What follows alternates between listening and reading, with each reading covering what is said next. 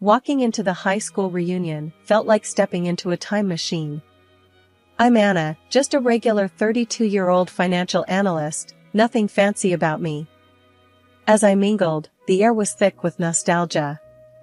Laughter and chatter filled the room, everyone slipping back into their teenage selves like it was just yesterday we were all here.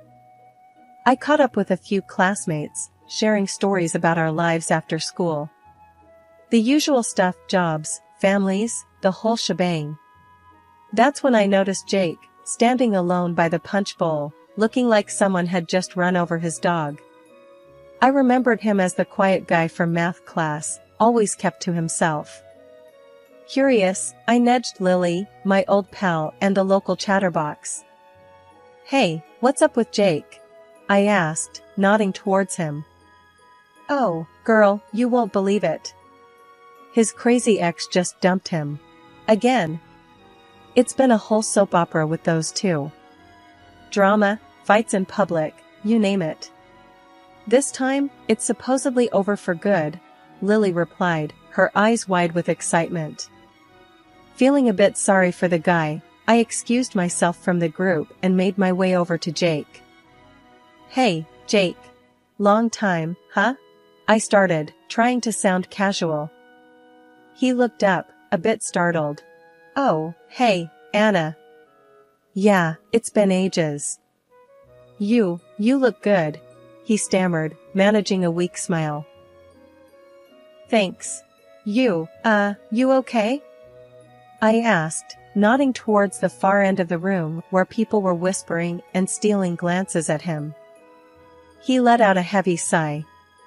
"Yeah, just the usual drama with my ex. It's over now, for real this time. I'm just tired of all the yelling and scenes, you know?" I nodded, understanding more than I wanted to. "I get it. Peace and quiet seem like a luxury sometimes," I said. Jake chuckled. "You're telling me. It's been a roller coaster. I'm just looking for some normalcy, you know? No more emotional earthquakes every other day."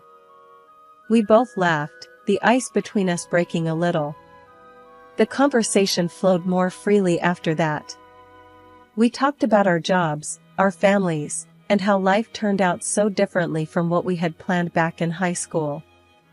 As the night wore on, the reunion buzz faded into a comfortable hum. I found myself enjoying Jake's company more than I expected. He was different from the quiet kid I vaguely remembered. There was a depth to him, a certain calmness, despite the recent storm in his life. "Listen, Anna, I don't mean to be forward, but would you like to grab coffee sometime? It's been really nice catching up," Jake asked, a hint of nervousness in his voice. I smiled, surprised by the sudden flutter in my stomach. "Yeah, I'd like that. It's been nice talking to you too, Jake." Jake and I met up at a cozy little cafe downtown. It was one of those places with mismatched furniture and an endless supply of caffeine. We settled into a corner, coffee in hand, and picked up right where we left off. "You know, I didn't expect to have such a good time at the reunion," Jake started, stirring his coffee absent-mindedly. "Me neither," I admitted, smiling over my mug. "Especially not the part where I'd end up sitting here with you." Jake laughed, and it was a sound that made me feel unexpectedly at ease. Life's weird like that. One minute you're minding your own business, the next you're getting coffee with someone you barely spoke 2 words to in high school. "Yeah, and now look at us, talking like old friends," I said, feeling a warmth in my chest that had nothing to do with the coffee. We talked for hours, about everything and nothing. Work, family, the latest TV shows we were hooked on. It was easy, comfortable. And before we knew it, the cafe was closing. "Time flies, huh?" Jake said as we stood up to leave. "Like a jet," I replied, pulling on my jacket. "Thanks for the coffee and the company, Jake. It was nice." "Nice?" He raised an eyebrow, a playful smirk on his face. "Just nice?" I laughed, rolling my eyes. "Okay, more than nice. It was great. Happy now?" Ecstatic, he said, his smile reaching his eyes. So, Anna, would you be up for doing this again? Maybe dinner next time? I didn't even hesitate. I'd like that, Jake. A lot. And that's how it started. Dinner turned into movie nights, which turned into weekend getaways. Before I knew it, I was head over heels for the guy I barely knew in high school. He was kind, funny, and had this way of making me feel like I was the only person in the room. One evening, we were walking along the river, the city lights reflecting off the water. It was one of those perfect moments, and Jake stopped, turning to face me. How about we make this official then? Anna, will you be my wife? I didn't even have to think. Yes, Jake. I'd love that. It was fast, sure, but it felt right. Like everything in my life was leading up to this point. The next few months were a blur of happiness. I was in love, and it felt like nothing could touch us. You'd think after the whirlwind that was Jake and me getting together, we'd be set for a smooth ride. Well, think again. After the honeymoon phase started to fade, things got complicated. One evening, Jake came home late from work for the third time that week. I was sitting at the kitchen table, the remains of dinner I'd made cooling off in front of me. Late again, huh? I said as he walked in, trying to keep my voice light. Yeah, work's been a nightmare. Deadlines, meetings, you know how it is, Jake replied, not meeting my eyes as he grabbed a beer from the fridge. I sighed. I get that, Jake, but this is becoming a regular thing. I miss spending time with you. He took a swig of his beer and shrugged. What can I say, Anna? I gotta do what I gotta do. You want a roof over our heads, right? I bit my lip, feeling a sting of frustration. It's not about that, Jake. It feels like you're avoiding me. We used to have fun, remember? Now you're always tired or busy. Jake let out a short laugh, but there was no humor in it. Fun? What do you want to do, Anna? Sit around and watch TV all night. Come on, we're not kids anymore. His words felt like a slap. So what, you're saying I'm boring now? He didn't answer right away, just took another sip of his beer. I'm saying we're adults, Anna. We can't just drop everything and have fun all the time. Life's not like that. I couldn't believe what I was hearing. This wasn't the Jake I fell in love with. I know that, Jake. But it's like you don't even want to try anymore. Remember when we used to plan date nights? Now it's like pulling teeth to get you to spend an hour with me. Jake set his beer down with a sigh. Look, Anna, I'm sorry, okay? I didn't mean to make you feel that way. It's just, everything's so hectic right now. I wanted to believe him, I really did. But something in my gut told me it wasn't just about work. We went to bed that night with a wall of silence between us. The next few weeks were a roller coaster. One day Jake would be the loving guy I knew, the next he was distant and cold. It was like living with two different people. Life's got a funny way of tossing curveballs, just when you think you've got the game figured out. One Tuesday evening, Jake walked through the door looking like he'd gone 10 rounds with a wildcat. His face was scratched up, clothes a mess. My heart skipped a beat, part worry, part something darker, suspicion maybe. Jake, what the hell happened to you? I blurted out, rushing over to him. He flinched, avoiding my eyes. It's nothing, Anna. Just had a little run-in on the street. I frowned, my mind racing. A run-in? With what, a set of claws? Who did this to you, Jake? He sighed, a tired, worn-out sound. I told you, it's nothing.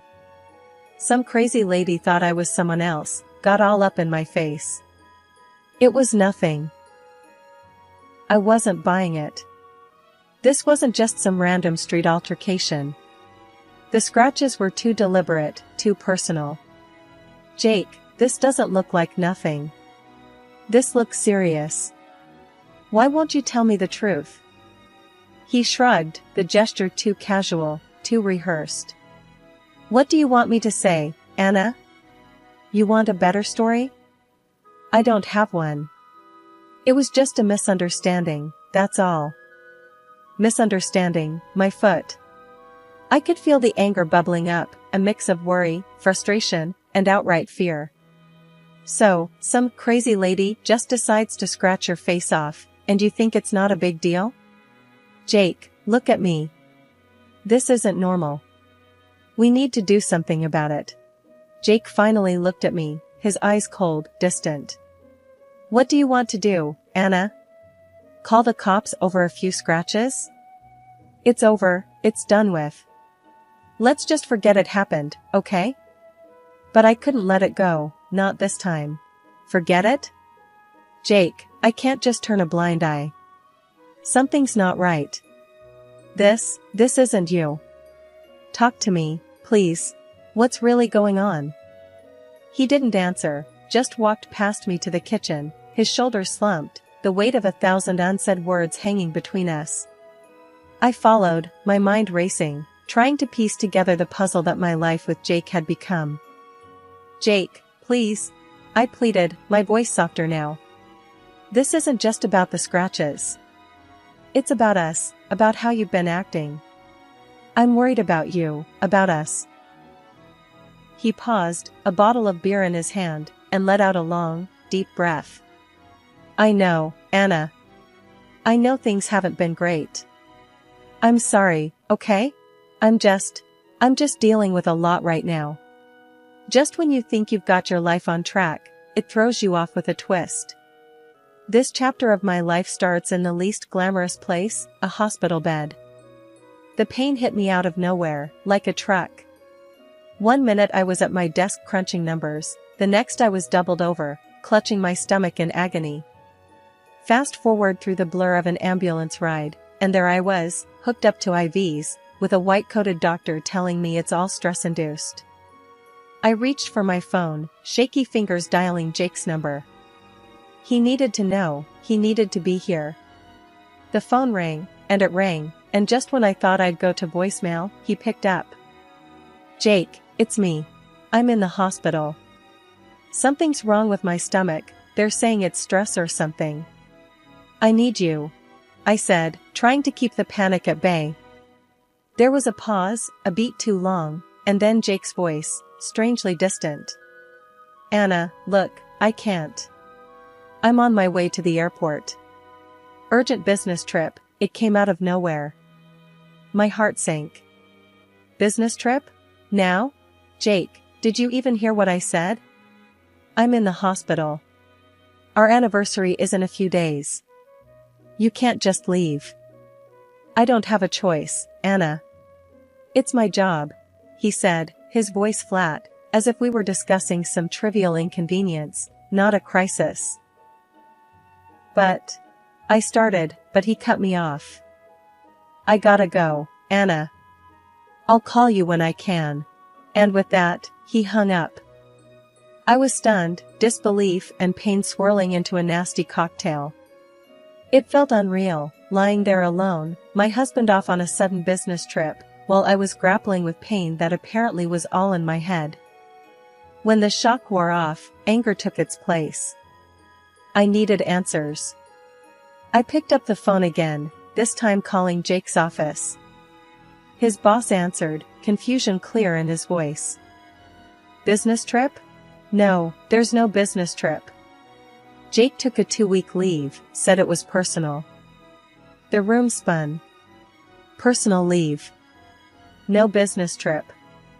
I was suddenly very aware of the cold, sterile hospital room around me, the beeping of machines, the distant chatter of nurses. It felt like I was in a bubble, watching my life crumble from the inside. I hung up and called Lily, my trusty source for all things gossip. Maybe she knew something, anything, that could make sense of this mess. Lily, it's Anna. I need to know, have you heard anything about Jake recently? There was a pause, then Lily's voice, cautious. Anna, are you sure you want to know? Just tell me, Lily. Okay, but brace yourself. Word is, Jake's been seen around town with his ex. You know, the crazy one. They're saying he's back with her. I couldn't breathe. It was like every fear, every doubt I'd ever had about Jake and his mysterious behavior came crashing down on me all at once. The late nights, the scratches, the sudden business trip. It all made a horrible kind of sense. Anna? Are you there? Are you okay? Lily's voice broke through my thoughts. No, Lily, I'm not okay. I'm far from okay. But thanks for telling me. I hung up, the weight of betrayal heavy on my chest. Lying in that hospital bed, I realized that the life I thought I had, the marriage I believed in, it was all a lie. And I was the last to know. The pain in my stomach was nothing compared to the ache in my heart. After the bombshells that had been dropping in my life, I was starting to feel like a war zone survivor. I still stuck in this hospital bed, but now the pain in my gut was the least of my worries. The betrayal, the lies, Jake's disappearing act, it all swirled in my head like a bad storm. I was just about to attempt some crappy hospital food when my phone rang. Jake's name flashed on the screen.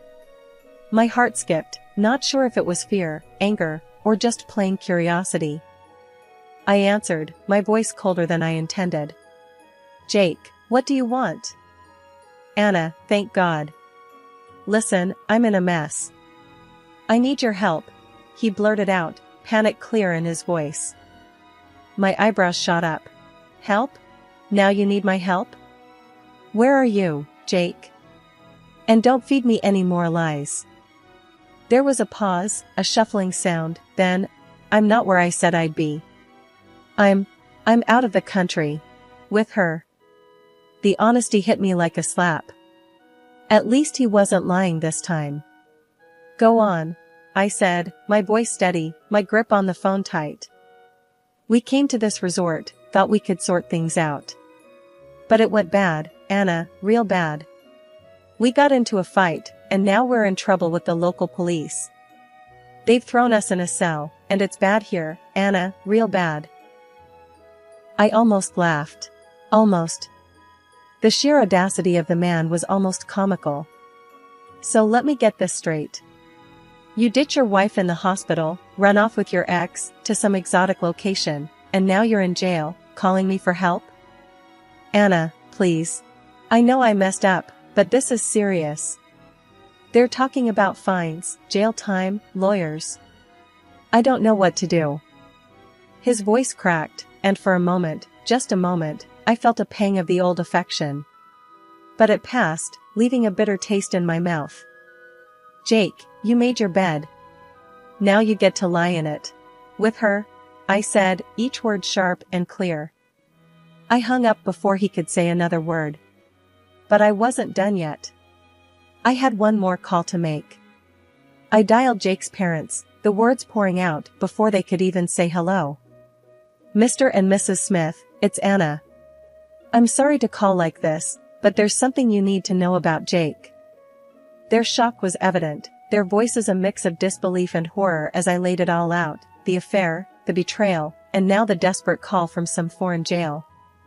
This is unbelievable. Our Jake, doing something like this? And now he's in trouble? Mr. Smith's voice was a low rumble, a storm brewing. Mrs. Smith was quick to add, he's always been impulsive, but this? This is too much. We can't condone this behavior. He needs to learn, and if that means facing the consequences, then so be it. I hung up, the weight of the conversation heavy on my shoulders, but my resolve unshaken. Jake had made his choices, and now, he had to face the music, alone. I was done being the safety net, the fallback plan. Fresh out of the hospital, I was just settling into the quiet of my own place when the doorbell rang. I wasn't expecting anyone, certainly not Jake. But there he was, standing on my doorstep, looking like he'd been dragged through hell and back. Anna, Jake said, his voice barely above a whisper. I need to talk to you. I raised an eyebrow, my arms crossed. Really? Now you need to talk? What's up, Jake? Cat got your tongue? He stepped inside, looking around the place like it was foreign land. I'm in deep trouble, Anna. You know that. I need your help. I couldn't help but let out a laugh, harsh and biting. Help? You've got some nerve, showing up here and asking for help after everything. You look awful, by the way.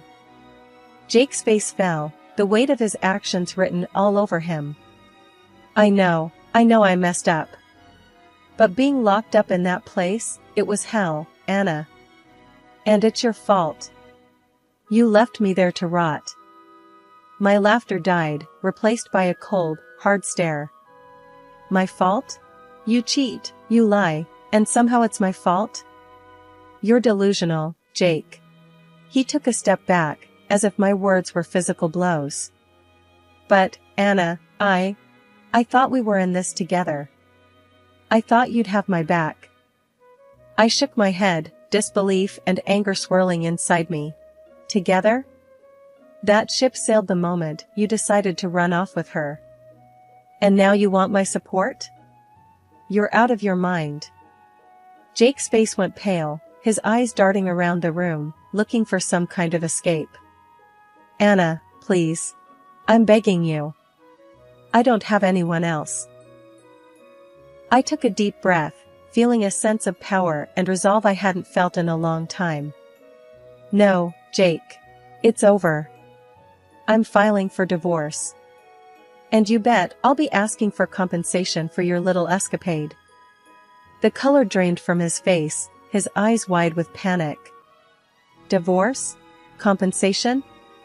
But, Anna, you can't do that. You don't have any proof. I couldn't help but smile, a cold, hard smile that didn't reach my eyes. Oh, but I do, Jake. See, while you were off playing lovebirds in paradise, I was busy. My lawyer has been in touch with the police. They were quite helpful, provided all the evidence we needed, including your own testimony and hers. Jake staggered, as if the words were physical blows, knocking the wind out of him. You did that? I nodded, my resolve stealing. Yes, Jake. I did. And now, you're going to face the consequences. It's time you learned that actions have consequences. And it's time I took my life back. He looked at me, a mix of fear, regret, and something else, something like realization, dawning in his eyes. Anna, I never meant for any of this to happen. But it was too late for apologies, too late for regrets. I watched as he turned and left, the door closing softly behind him. I stood there, in the quiet of my living room, feeling the weight of the past lift off my shoulders. The divorce papers were signed, sealed, and delivered, and with them, a hefty compensation for all the hell he dragged me through. One morning, as I sipped my coffee in the quiet of my now truly mine apartment, my phone buzzed. It was Lily, the ever-present pulse of the town's heartbeat. Hey, Anna, how's the new life treating you? She asked, her voice buzzing with the latest gossip. I leaned back, a smile spreading across my face. Couldn't be better, Lily. The divorce is final, and the compensation is, let's just say, satisfying. Lily's laughter rang through the phone. I bet.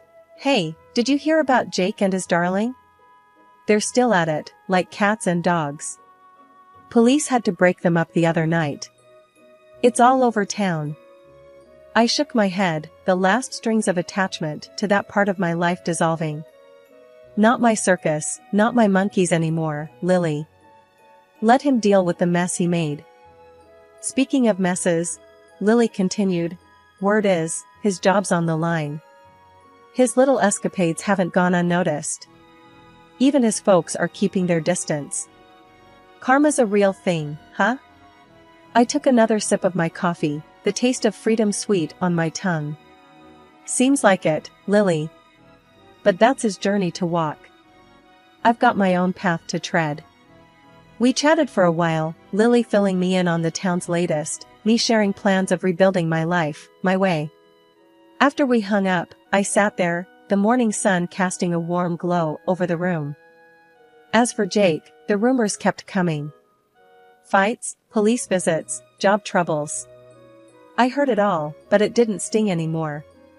It was like watching a distant storm, knowing you're safe and warm indoors. My life was my own now, a blank canvas waiting for new colors, new stories. And as for Jake, well, he was just a faded picture in the gallery of my past, a lesson learned, a stepping stone to the strong, resilient person I had become.